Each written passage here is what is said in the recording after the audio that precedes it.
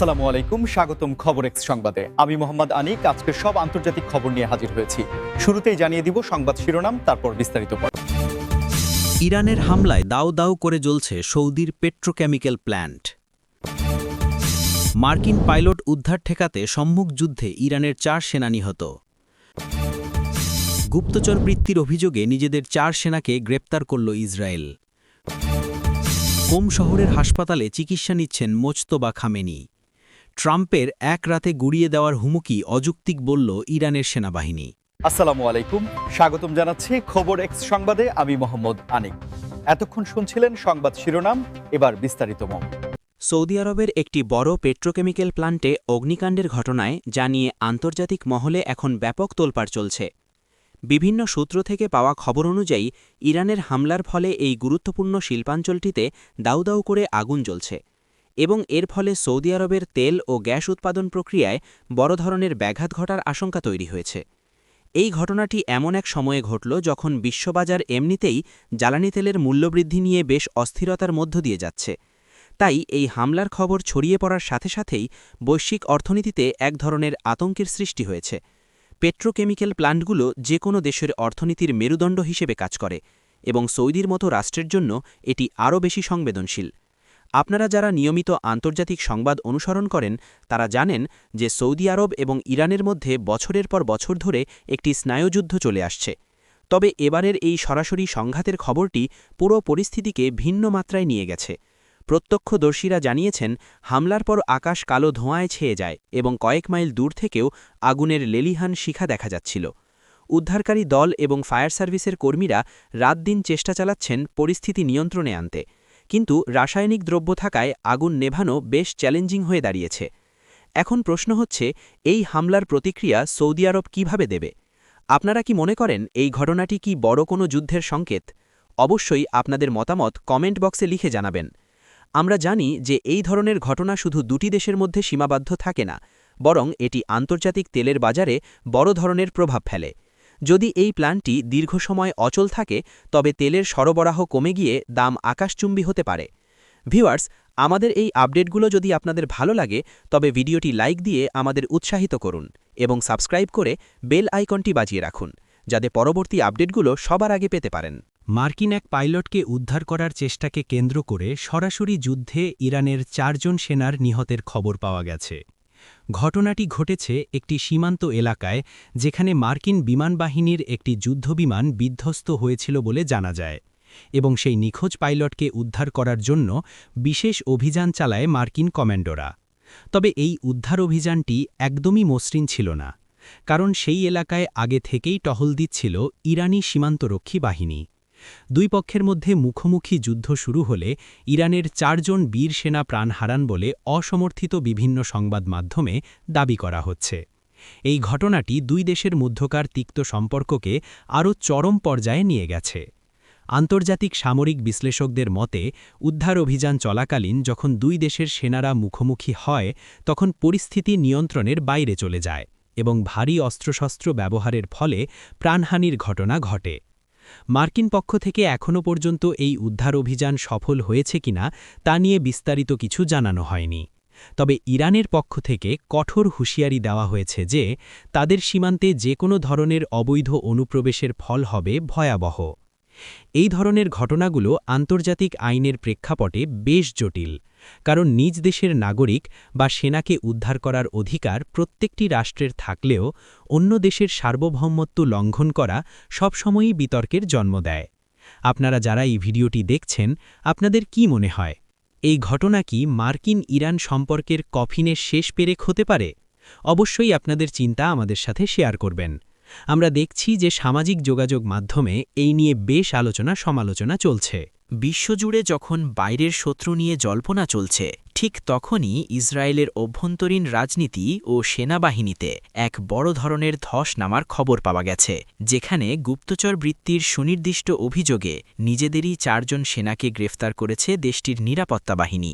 এটি ইসরায়েলের গোয়েন্দা সংস্থা এবং সামরিক বাহিনীর জন্য একটি বড় ধাক্কা হিসেবে দেখা হচ্ছে, কারণ ইসরায়েল সবসময় তাদের অভ্যন্তরীণ নিরাপত্তা এবং সেনা সদস্যদের আনুগত্য নিয়ে বেশ গর্ব করে থাকে। তবে এই 4 জন সেনা কার হয়ে কাজ করছিল বা তারা কোন ধরনের তথ্য পাচার করার চেষ্টা করছিল তা নিয়ে একটি গোপনীয়তা বজায় রাখা হচ্ছে। প্রাথমিক তথ্যে জানা গেছে তারা দেশের বেশ কিছু অতি সংবেদনশীল সামরিক স্থাপনা এবং ভবিষ্যতের অপারেশনাল প্ল্যান সম্পর্কে তথ্য বিদেশি কোনো সংস্থার কাছে হস্তান্তরের চেষ্টা করছিল। এই গ্রেফতারের খবর জানাজানি হওয়ার পর ইসরায়েলের অভ্যন্তরে চরম উত্তেজনা বিরাজ করছে এবং জনগণের মধ্যে এক ধরনের আস্থার সংকট তৈরি হয়েছে। আমাদের দর্শকরা হয়তো জানেন যে ইসরায়েলি সেনাবাহিনী বা আইডিএফ সবসময় কড়া নজরদারির মধ্যে থাকে। সেখান থেকে কিভাবে নিজেদের সেনারা গুপ্তচর বৃত্তিতে লিপ্ত হল তা নিয়ে এখন প্রশ্ন উঠেছে। বিশেষজ্ঞদের মতে যদি এই সেনারা সত্যিই কোনো শত্রু দেশের সাথে তথ্য আদান প্রদান করে থাকে তবে এটি ইসরায়েলের জাতীয় নিরাপত্তার জন্য এক অপূরণীয় ক্ষতি হতে পারে। এই ঘটনাটি প্রমাণ করে যে বাইরের শত্রুর চেয়েও ভেতরের শত্রু অনেক সময় বেশি বিপজ্জনক হয়ে ওঠে। আমরা এই খবরটি গভীরভাবে পর্যবেক্ষণ করছি এবং এর পেছনে কোনো নেটওয়ার্ক কাজ করছে কিনা তা জানার চেষ্টা করছি।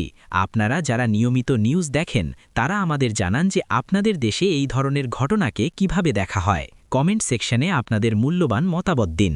ইরানের সর্বোচ্চ ধর্মীয় নেতার উত্তরসূরি বাছাই এবং দেশটির অভ্যন্তরীণ ক্ষমতার লড়াই নিয়ে যখন নানা জল্পনা চলছে, ঠিক তখনই খবর এসেছে যে কোম শহরের একটি হাসপাতালে অত্যন্ত গোপনে চিকিৎসা নিচ্ছেন মোজতাবা খামেনি। মোজতাবা খামেনি হলেন বর্তমান সুপ্রিম লিডার আলী খামেনির মেজ ছেলে এবং তাকে ইরানের পরবর্তী সর্বোচ্চ নেতা হিসেবে অনেকে কল্পনা করছেন। তার অসুস্থতার খবরটি কেন এত গোপনে রাখা হচ্ছে তা নিয়ে রাজনৈতিক মহলে অনেক প্রশ্ন উঠছে। কোম শহরটি ইরানের ধর্মীয় ও আধ্যাত্মিক কেন্দ্র হিসেবে পরিচিত, তাই সেখানে তার চিকিৎসা নেওয়াটা একদিকে যেমন ধর্মীয় তাৎপর্য বহন করে, অন্যদিকে এটি নিরাপত্তার খাতিরেও হতে পারে।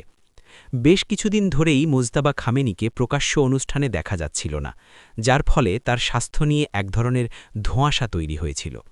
এখন খবর পাওয়া যাচ্ছে যে তিনি একটি বিশেষায়িত মেডিকেল টিমের তত্ত্বাবধানে আছেন। ইরানের ক্ষমতার কেন্দ্রবিন্দুতে থাকা এই ব্যক্তিটির শারীরিক অবস্থা দেশটির ভবিষ্যতের রাজনীতির জন্য অত্যন্ত গুরুত্বপূর্ণ। যদি তার শারীরিক অবস্থা গুরুতর হয় তবে ইরানের উত্তরাধিকার ব্যবস্থায় বড় ধরনের পরিবর্তন আসতে পারে। আপনারা কি মনে করেন, মোজতাবা খামেনি কি ইরানের পরবর্তী কাণ্ডারি হতে পারবেন? আপনাদের চিন্তা আমাদের অবশ্যই কমেন্টে জানাবেন।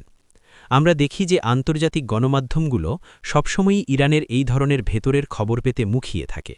এই ধরনের আপডেটগুলো সরাসরি সাধারণ মানুষের কাছে পৌঁছানো খুব কঠিন, কারণ ইরান সরকার এ ধরনের তথ্য কঠোরভাবে নিয়ন্ত্রণ করে। তবে আমাদের বিশ্বস্ত সূত্রগুলো থেকে পাওয়া তথ্য অনুযায়ী হাসপাতালের আশেপাশে নিরাপত্তা ব্যবস্থা বহুগুণ বাড়ানো হয়েছে এবং সাধারণ মানুষের প্রবেশাধিকার সীমিত করা হয়েছে। ডোনাল্ড ট্রাম্পের একটি বিতর্কিত মন্তব্য এবং তার প্রেক্ষিতেই ইরানের সেনাবাহিনীর পাল্টা জবাব নিয়ে যা নতুন করে এক বাকযুদ্ধের জন্ম দিয়েছে। আমেরিকার সাবেক প্রেসিডেন্ট ডোনাল্ড ট্রাম্প সম্প্রতি এক বক্তব্যে হুমকি দিয়েছিলেন যে তিনি চাইলে ইরানকে মাত্র এক রাতের মধ্যেই গুড়িয়ে দিতে পারেন। এই ধরনের চরম উস্কানিমূলক বক্তব্যের প্রেক্ষিতে ইরানের সেনাবাহিনীর ঊর্ধ্বতন কর্মকর্তারা সাফ জানিয়ে দিয়েছেন যে ট্রাম্পের এই হুমকি সম্পূর্ণ অযৌক্তিক এবং এটি কেবলই তার রাজনৈতিক সস্তা প্রচারণার অংশ। ইরানি সেনাবাহিনীর মতে তাদের প্রতিরক্ষা ব্যবস্থা এখন আগের চেয়ে অনেক বেশি শক্তিশালী এবং যে কোনো ধরনের আগ্রাসন রুখে দিতে তারা পুরোপুরি প্রস্তুত। তারা আরও বলেছে যে ট্রাম্পের মতো নেতারা বাস্তবতা থেকে দূরে থেকে এই ধরনের অযৌক্তিক মন্তব্য করেন, যা আসলে যুদ্ধ ছাড়া আর কিছুই বয়ে আনে না।